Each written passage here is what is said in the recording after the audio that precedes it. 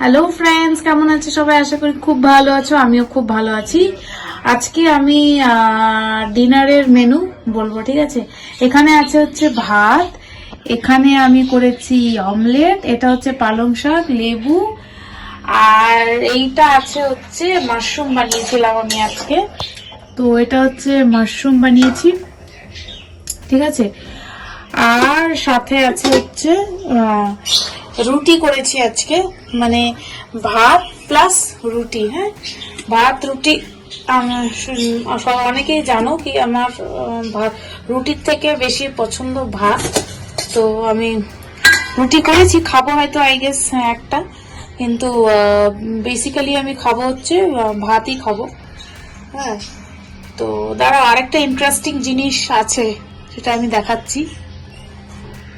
একটা ইন্টারেস্টিং জিনিস আছে, ওটাও দেখাচ্ছি আমি।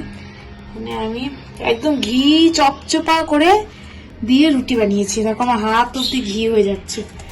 তো ঘিয়ে চপচপা রুটিটা খেতে একটু হাতে ঘিটা লেগে আছে, ভাতটা দিয়ে মুছিয়ে দিলাম, ঠিক আছে। আরেকটা ইন্টারেস্টিং জিনিস দেখাচ্ছি আমি, সেটা হচ্ছে এইটা।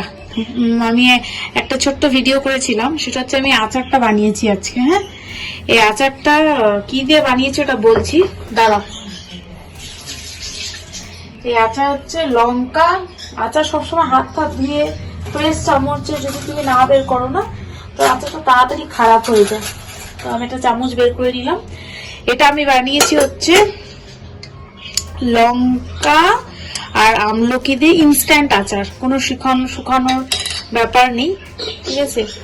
তো এইটা আজকে আমি বানিয়েছি আচারটা, দেখো কতটা বুঝতে পারছো জানি না। তোমাদের যদি এই রেসিপিটা চাই এই আচারের, আমাকে কমেন্টে জানাবে, আমি তোমাদেরকে দেখিয়ে দেবো। এতে আমি তোমাদের যদি মনে হয় কোনো সময় আচার বানানোর সময় যে তেল চাই, হ্যাঁ, তো উপর দিয়েও তোমাদের সরষের তেল তোমরা ঢেলে দিতে পারো, এটা এমন কোনো অসুবিধা না ঢালা।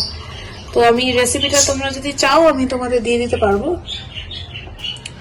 তো এই হচ্ছে আমার আজকে মেনু, ব্যাস, আর কিছুই না। তোমরা কমেন্টে জানিও, ঠিক আছে, তোমরা কি দিয়ে ডিনার করলে। চলো, ভালো থেকো সবাই, বাই, টেক কেয়ার।